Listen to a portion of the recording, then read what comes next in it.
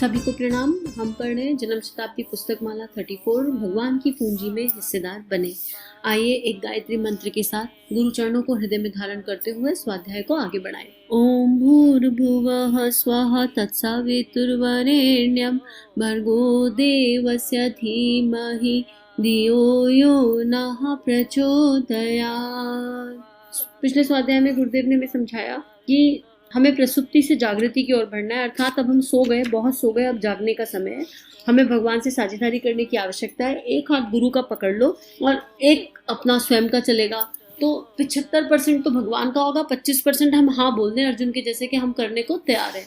और अगर हम हाँ बोल देंगे अर्जुन के जैसे कि हम करने को तैयार हैं तो चीज़ें अपने आप हो जाएंगी। लेकिन फिर उसमें 2 कंडीशन होगी।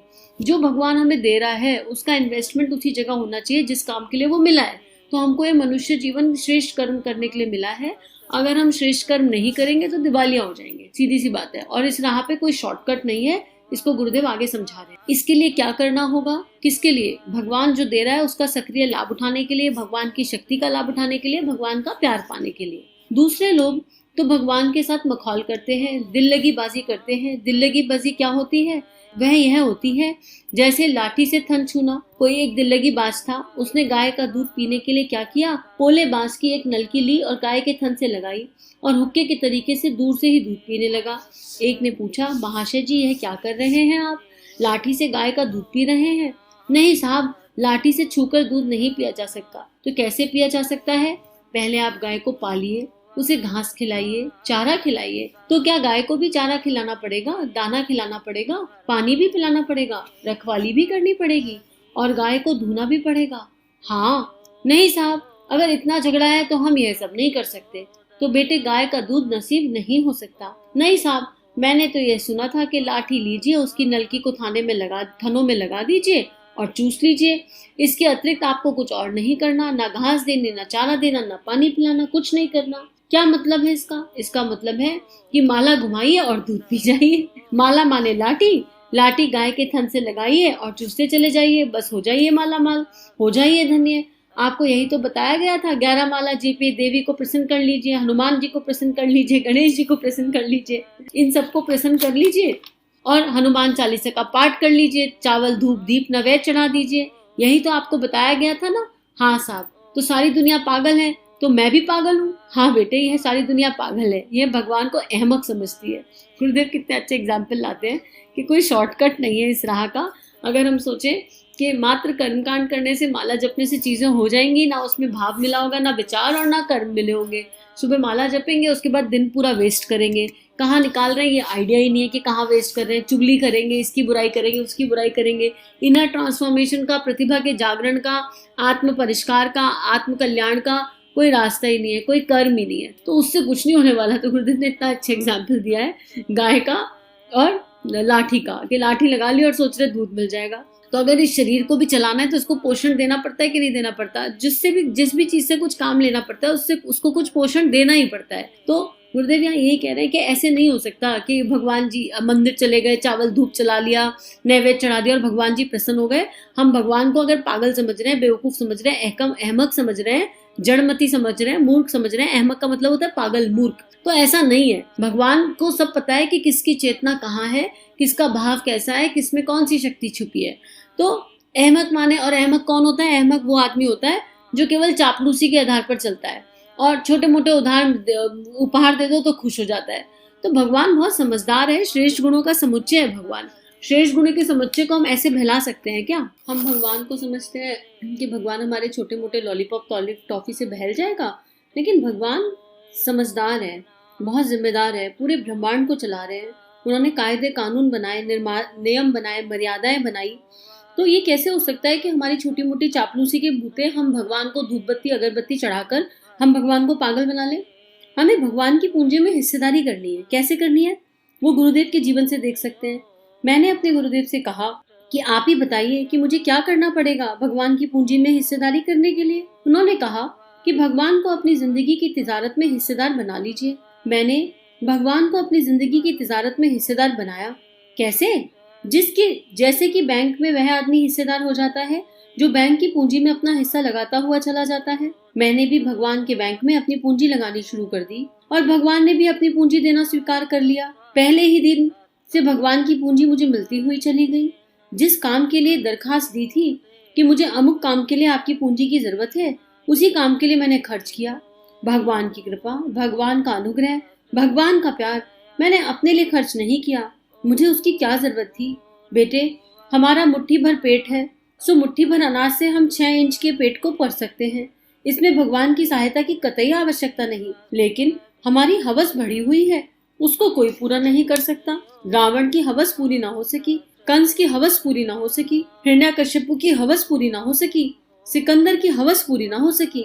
अगर आपकी भी हवस भरी हुई है तो भगवान उसे पूरा नहीं कर सकते।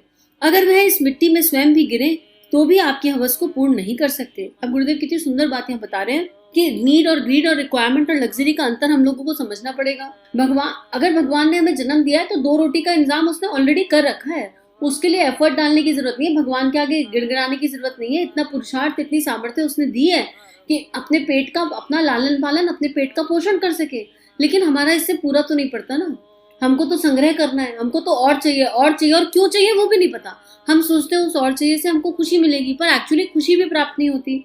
तो भगवान के साथ हिस्सेदारी करना मतलब है जितना भी मिला है, जो भी परमात्मा से मिला है, बौद्धिक स्तर पर, फाइनेंशियल स्तर पर, सोशल स्तर पर, मानसिक स्तर पर, भावनात्मक स्तर पर जो भी कुछ मिला है वो सब भगवान के खेत में लगा दो। जो भगवान का दिया हुआ है वो भगवान को समर्पित, फिर भगवान और देना शुरू कर देंगे। और लगाना क्यों है? इसलिए नहीं लगाना कि आज हमने 100 रुपए दान दिए तो कल हमको 1000 मिल जाएंगे। नहीं, प्रभु का दिया हुआ प्रभु के चरणों में अर्पण है, और फिर प्रभु से वापस मिलेगा तो फिर उसे प्रभु के चरणों में लगा देंगे। और प्रभु के चरणों में लगाने का मतलब है दीन दुनिया की सेवा करना। समाज में इतनी अराजकता फैली हुई है, समाज में इतने दीन दुखी लोग हैं, उनका सहारा, उनका संबल बनना एज एन इंस्ट्रूमेंट, वो भी अकर्ता भाव से, अहंकार के पोषण के लिए नहीं। तो यही बात कह रहे हैं मित्रों, अपनी जरूरत के लिए भगवान के सामने खुशामद करना और नाक रगड़ने की भी कोई जरूरत नहीं। भगवान ने 2 देवता पहले ही हमारे सुपुर्द कर दिए और यह कहा कि ये देवता ही सामान्य मनुष्यों की जिंदगी की जरूरत को पूरा कर सकते हैं। वे 2 देवता हैं हमारे 2 हाथ, 6 फीट लंबा हमारा शरीर और 6 इंच लंबा हमारा पेट। हम घास खोद सकते हैं, रिक्शा चला सकते हैं, दूसरे काम कर सकते हैं और अपना पेट भरने के लिए दान मुहैया करा सकते हैं। हमारी अकल इतनी है कि तन ढकने के लिए कपड़े और शरीर को जिंदा रखने के लिए छाया हम अपनी अकल के सहारे इकट्ठा कर सकते हैं। कोई भूखा नहीं मरता। भगवान ने मनुष्य शरीर दिया, मनुष्य शरीर में इतनी सारी विशेषताएं दे दी, 2 पैर दिए, 2 हाथ दिए। हम जो है अपने आप को मजबूत बनाए, अपने आप को इतना मजबूत बनाए कि कुछ ना समझ में आए तो रिक्शा चलाने की शक्ति आ जाए, कुली बन जाए, कुछ ना समझ में आ जाए। मतलब अपना पेट पालने के लिए बहुत सारे रास्ते हैं। उसके लिए भगवान के आगे हमें गिड़गिड़ाने की आवश्यकता नहीं है, लेकिन रिक्वायरमेंट और लग्जरी का अंतर समझने की आवश्यकता है। और भगवान से मांगे तो ऊंचे उसके लिए मांगे।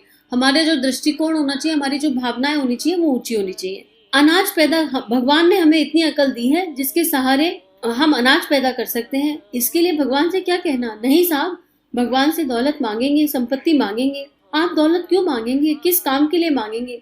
अरे साहब, हम मालदार बनना चाहते हैं, बड़े आदमी बनना चाहते हैं और अपनी हवस पूरी करना चाहते हैं। नहीं बेटे, यह भगवान का काम नहीं, यह दूसरों का काम है। इसका भगवान से कोई ताल्लुक नहीं। नहीं भगवान, नहीं साहब जी, हम तो लक्ष्मी जी की पूजा करते थे। नहीं बेटे, लक्ष्मी जी की पूजा इस काम के लिए करने की कोई आवश्यकता नहीं। इसके लिए दूसरा रास्ता है। तुम वह रास्ता ही भूल गए, भटक गए। साहब, हम तो बच्चे पैदा करने के लिए हनुमान जी को खुश कर रहे थे। नहीं बेटे, हनुमान जी की पूजा की जरूरत नहीं। हनुमान जी कैसे आपको बच्चे दे देंगे? उनके तो खुद के ही बच्चे नहीं है। तो फिर किसकी पूजा करें? बेटे, रावण की कर ले, क्योंकि रावण के 1 लाख पूत और 1.25 लाख नाती थे। हनुमान जी की पूजा से क्या लाभ होगा जब उसके यहाँ बच्चे ही नहीं है? तो वो तुझे कहाँ से देंगे? पागल कहीं का, हनुमान जी की पूजा करेगा। साहब, हम तो शंकर जी की करते हैं। किस लिए? ताकि धन मिल जाए। शंकर जी के पास क्या था? धन था क्या? मकान था क्या? वो तो खुद, शंकर जी कैसे रहते हैं? वो तो खुद जो है राख लगा के रहते हैं। तो जिसके पास खुद कुछ नहीं है वो क्या देगा तुम्हें? ये बता रहे हैं कि भगवान से मांगना भी है तो क्या मांगना है। लेकिन हम तो शंकर जी को देख रहे हैं, ना उन पे मकान था, ना कपड़ा था, नंग धड़न मरगट में पड़े रहते थे, और फिर भी हम उनसे मांग रहे हैं। तो हमको समझना पड़ेगा कि हम किस दिशा जा रहे हैं। तो गुरुजी, मैं तो इसलिए भजन करता था, अब मैं क्या भजन करना रोक दूं? तो गुरुदेव कह रहे नहीं, पूजा करना बंद नहीं करो, पर असली अध्यात्म को समझो। पूजा के, भगवान के साथ बैठने में अपने दृष्टिकोण को ऊंचा करो, अपनी भावनाओं को ऊंचा करो। हम तो लगे हुए हैं पूजा करने में गलत तरीके से, क्या मांग रहे हैं ये पता ही नहीं है, क्यों मांग रहे हैं ये पता ही नहीं है, और मनुष्य शरीर को वेस्ट कर रहे हैं, मनुष्य जीवन को वेस्ट कर रहे हैं। अपने इतनी अमूल्य निधि समय मिली है उसे वेस्ट करने पे लगे हुए हैं। ऐसा तो कर्मकांड भी समय की बर्बादी है, जिसमें हम केवल लॉलीपॉप टॉफी पे अटके हुए हैं, मैं मेरा पे अटके हुए हैं। बच्चे नहीं है, बच्चों की जॉब नहीं लग रही, बच्चों की शादी नहीं हो रही, अब बच्चों के बच्चों को परेशानी हो रही है, अब हमें घर नहीं मिल रहा, अब हमारे ऑफिस में ये काम अटक गया। अरे इस सब से हम कब बाहर आएंगे और कर भगवान के पास इसलिए बैठेंगे कि उनसे कह सके कि हे प्रभु, आपको कोई पीड़ा है क्या? हम उस पीड़ा में हाथ बटा सकते हैं? हम आपके लिए क्या कर सकते हैं? हम ये भाव के साथ कब भगवान के साथ बैठेंगे? बस इसी के साथ आज का स्वाध्याय समाप्त करते हैं और यही प्रार्थना है कि हम सब समझ सके कि भगवान से साझेदारी का मतलब क्या है और हम परमात्मा की पीड़ा में हाथ बटा सके। विश्व वसुधा को इस समय हम सबकी जरूरत है और हम सब जाग जाएं, जाग जाएं, जाग जाएं। इसी के साथ सभी हमारे YouTube चैनल को सब्सक्राइब कीजिए और बेल आइकन पर क्लिक कीजिए ताकि आने वाली सभी वीडियो की नोटिफिकेशन आपको मिलती रहे। आप सभी को बहुत बहुत थैंक यू।